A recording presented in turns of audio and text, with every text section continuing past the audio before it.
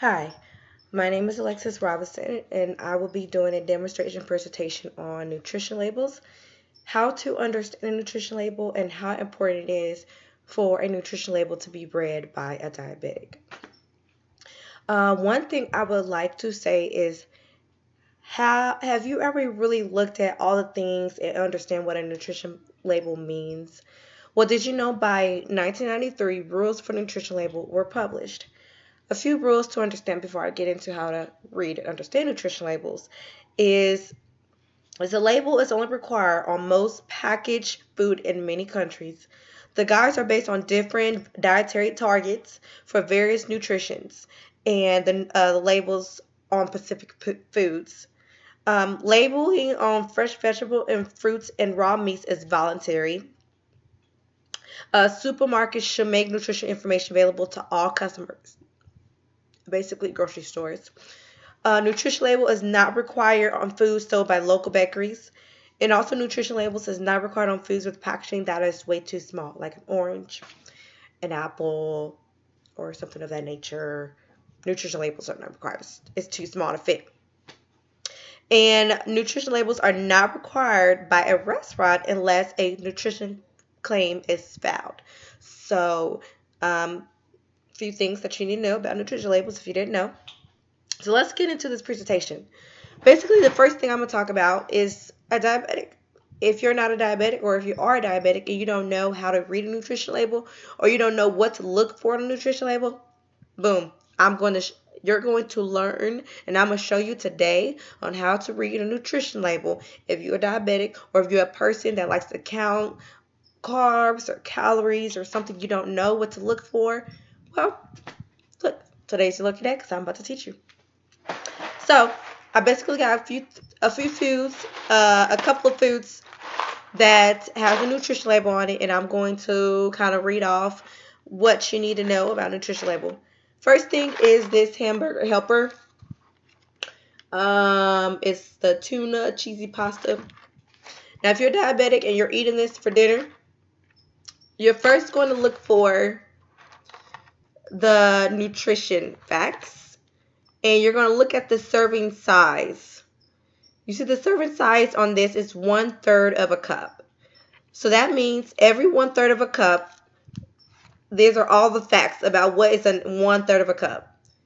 The total fat, the calories, everything. So this whole box is not what's on this nutrition label. Let me let you know. This whole box is not. This is just 1/3 of a cup. So every 1/3 of a cup is this. So if you didn't know that, it's not going to break it down the whole thing.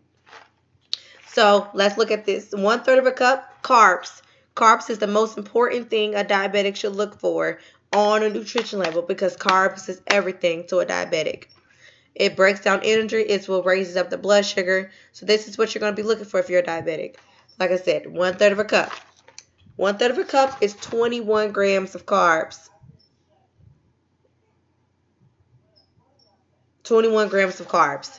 So basically, every 1/3 of a cup, you're going to eat 21 grams.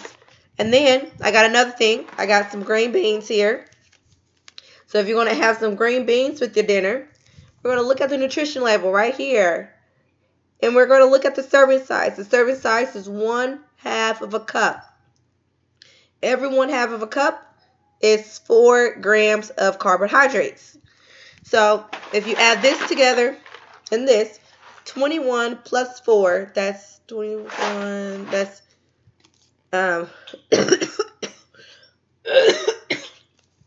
sorry, that's 25 grams of carbs. I believe I'm doing my math right. 25. So if you're eating this and this will be 25 grams of carbs. The reason why we're looking at carbs if you're diabetic is because this is what breaks down sugar, and sugar turns into energy. If you don't have any energy, then that's because you ate too many carbs, too much fat. Now, if you're not a diabetic, just throw this out there, and you want to know maybe the fiber, because fiber is a good thing to eat. It means it doesn't take that, it's like basically dietary fiber, it takes longer to absorb in your body and to break down. So if you this has 2 grams of dietary fiber. So every one a half a cup of this has 2 grams of fiber in it. So basically, that's how you read and that's how you understand a label is looking at the serving size and then the total carbohydrates if you're a diabetic. So that's one thing I want to let you know.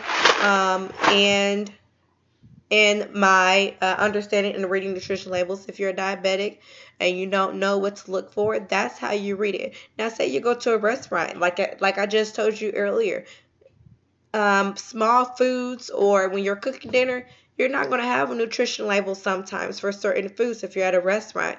Rule of thumb, there's an app you can download on your phone called Calorie King. And it basically tells you everything, every restaurant, every food. It tells you the calories, the carbs, the protein, everything, and the serving size, and it will let you know how many carbs is in that particular food. So if you don't know for sure how much a cup of mashed potatoes is, sometimes, usually 1 cup of mashed potatoes is 30 grams of carbs. Green beans, basically green beans, they're vegetables, so they don't have that many carbs, but usually that's like less than 5. A cup of macaroni, basically that's like 30 to 35 grams of carbs.